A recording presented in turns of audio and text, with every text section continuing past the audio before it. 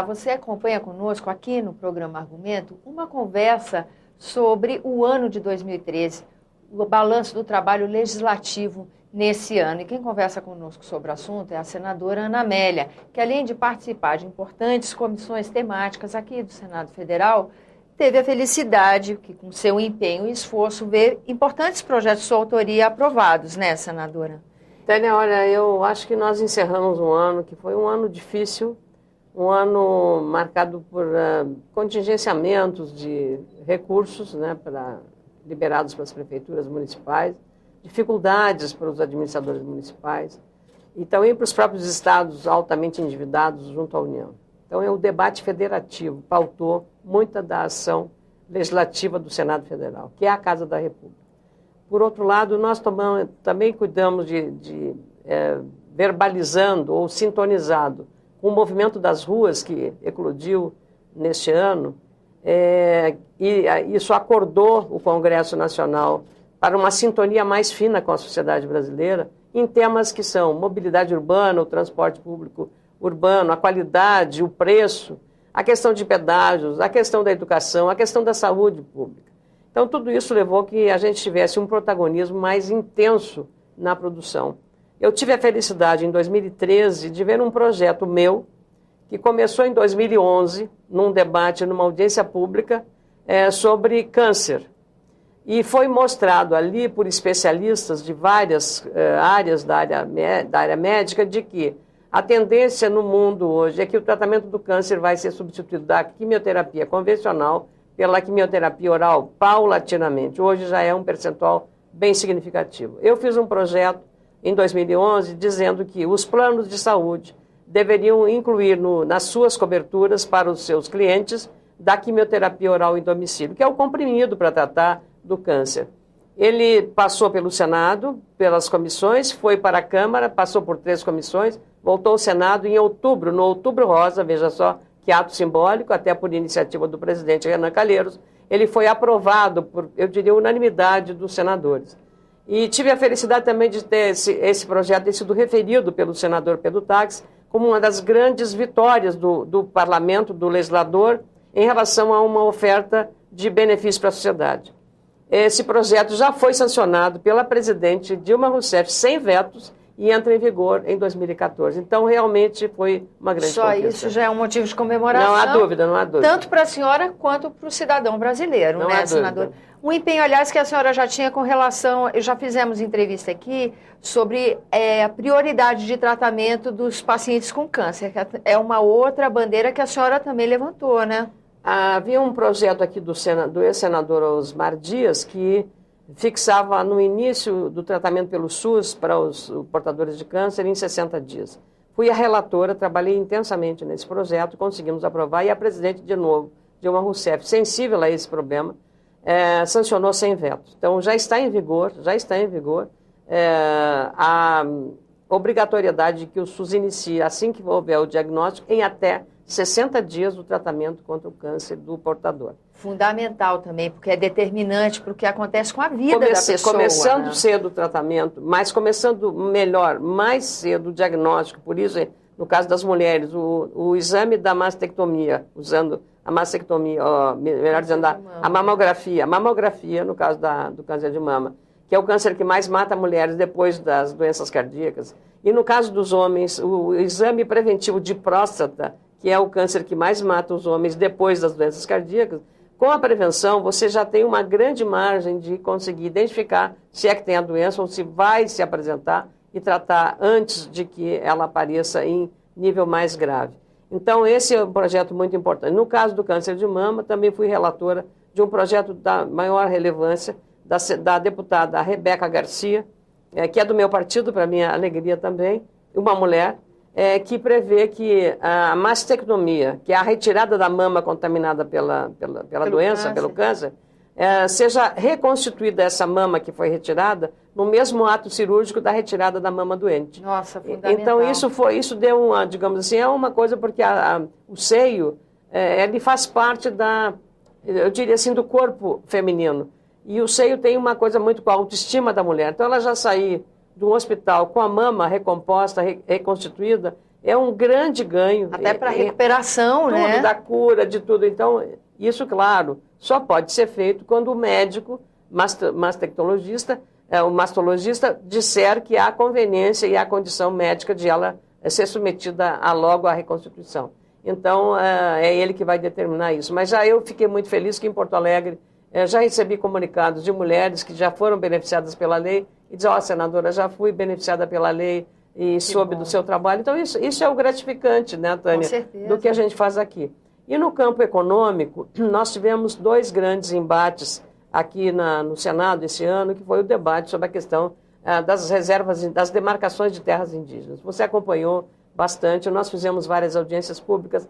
Esse é um tema que tem digamos, um componente explosivo de conflitos na área fundiária entre indígenas e pequenos agricultores. Eu lhe falo pelo meu estado, porque a área mais atingida e os maiores conflitos estão em pequena propriedade rural.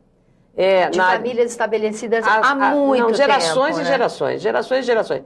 Com titulação reconhecida pelo Estado. Um cartório é um pedaço do Estado reconhecendo a titulação daquela terra. Ele comprou aquilo. Os bisavós, os tataravós, depois os avós, depois os pais, e agora eles estão lá cuidando da terra. Áreas de 2 a 4, 5 hectares, e aí vem uma demanda para demarcação da terra.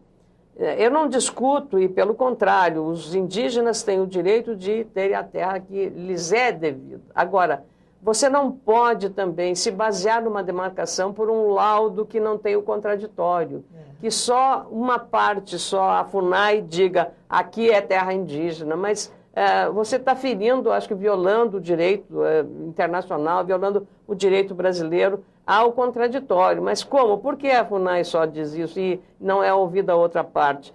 Por que ela está dizendo? Há laudos antropológicos feitos no Rio Grande por especialistas em áreas como a reserva do Mato Preto, por exemplo, no município de Getúlio Vargas, e isso não é levado em consideração. Nós não podemos atropelar a lei, porque na hora que atropelamos a lei, nós estamos administrando pela exceção e não pela regra.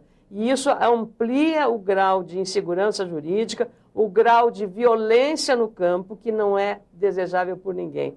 Os depoimentos que a gente ouviu de mulheres produtoras rurais, pequenas agricultoras que estiveram lá, você mesmo acompanhou, é uma coisa que a gente fica... Dramática é a palavra. Então, famílias que são desalojadas assim, até com violência. E, às vezes, isso é feito com a Polícia Federal, a mando da FUNAI, a polícia cumpre a determinação de um órgão público, né, no caso. Mas eu penso que não é dessa maneira que você vai pacificar o campo brasileiro. E mais eu chamo a atenção, são pequenos agricultores, não são grandes áreas de produção rural, é pequena propriedade rural, a pequena propriedade familiar, unidade familiar. Então, tanto que a FETAG, que está nesse processo, a FETRAF-Sul, que é a agricultura familiar, está junto com esse processo. Então, nós temos que tratar dessa forma. Eu também fui autora de um requerimento, foi o ministro da Justiça esteve tratando, junto com o advogado-geral da União, doutor Luiz Inácio Adams, porque o advogado-geral da União é que dirime as dúvidas e as pendências no campo jurídico. Então, foi um debate bastante profundo e rico em relação a isso. E eu mostrei ao ministro como é que você vai indenizar, por exemplo, agricultores que formaram uma cidade. Eles que formaram a cidade. A cidade existe pelo trabalho deles. Os pioneiros, né? Não ouviu o contraditório, já era esse tipo de situação, já é uma coisa, né? Aí amplia exatamente a insegurança jurídica e aumenta o grau de tensão de conflitos entre pessoas e povos, né, indígenas e produtores rurais, que deveriam conviver pacificamente. Nós temos municípios lá que é assim, que vive pacificamente. Agora, não pode você abruptamente criar uma situação artificial dessa disputa e desse conflito. Senadora, a indústria calçadista também recebeu uma atenção especial da senhora em 2013, né? Eu estava, só para terminar, da questão rural, eu fui autora de um projeto chamado PLS 330, que trata dos integrados. Hoje existe um limbo, existe um vazio, né, praticamente, na relação entre aquele que fornece as aves, os frangos, né, para a indústria, ou o produtor de suínos que fornece para a indústria, ou o produtor de tabaco que fornece para a indústria.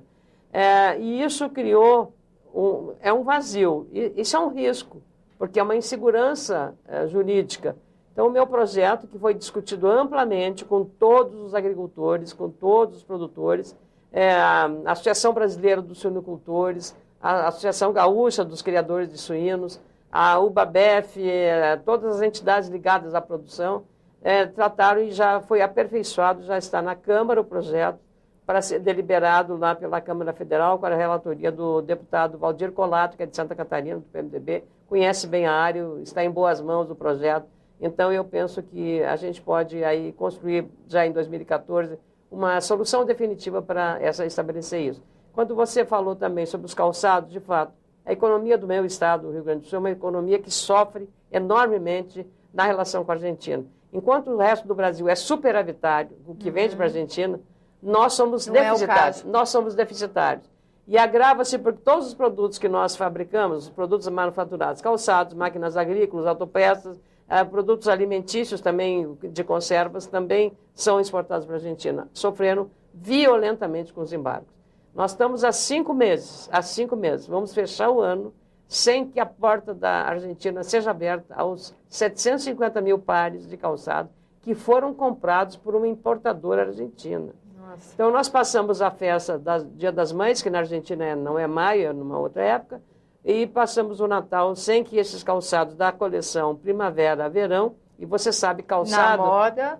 a moda passa e ele ficou obsoleto, ele já ficou velho, é como o pão, né? Pão da padaria, o pão novo é uma coisa e pão velho é outra coisa, Jornal, né? Jornal velho também, acabou. Perde o valor. Veja só, então as indústrias já estão trabalhando na coleção outono e inverno e está encalhado lá 750 mil pares que não chegam lá no mercado. Então, eu acho isso, é o seguinte, você tem que ter um tratamento muito equilibrado no comércio bilateral, senão você vai patinar o resto da vida nesse processo. Não há nenhuma solidariedade. A Argentina está substituindo a importação de sapatos do Brasil, comprando sapato da China. Aí não é justo, entende você? Não tem bloco, aí não tem Mercosul. Senadora, estamos com o tempo estourado, mas gostaria de dar uma palavrinha sobre 2014, antes da gente encerrar o programa? Olha, eu penso que 2014 vai ser um ano muito, digamos, muito diferente. Nós temos que nos preparar para um enorme desafio. Por quê? Porque em 2014 nós teremos a Copa do Mundo. Começa por aí. Como é que os movimentos eclodiram no Brasil durante a Copa das Confederações? Intensamente. Intensamente. E por quê? Porque a população da classe média para baixo não pôde ter acesso aos estádios, por isso se falou muito no padrão FIFA. Sim. Então nós vamos ver um embate aí, talvez, da mobilização da sociedade em função desse aspecto. Teremos também um embate da disputa eleitoral nos estados e na presidência da República. E isso esse jogo de poder está sendo muito, muito, digamos, ficando em evidência. E eu espero que a gente tenha, em 2014, um clima eleitoral de muito respeito entre adversários, que nós tenhamos uma Copa do Mundo que nos orgulhe, que não nos dê vergonha. Né? Eu fico com a presidente da República, Dilma Rousseff, que ela assegura que será a melhor Copa do Mundo de todos os tempos, do que ficar com que o Romário, grande atleta da nossa seleção também, disse, deputado federal pelo PSB, disse que vai ser uma Copa, vai ser um fracasso. Eu prefiro ficar com o sucesso previsto pela presidente da República. Então, veja só, vai ser um ano de muitos desafios e nós teremos aqui também no Congresso que trabalhar com muita intensidade, né, nesse processo para acomodar todos os nossos interesses. Senadora, muito obrigada pela sua presença no nosso programa. Eu que agradeço, Tânia. Muito obrigada. A você que nos acompanha, muito obrigada pela atenção. Esse é o programa Argumento, eu sou Tânia Horman e você pode participar conosco desse trabalho. Envie sugestões ou críticas para 0800 61 2211 ou acesse www.senado.leg.br/TV. Até a próxima.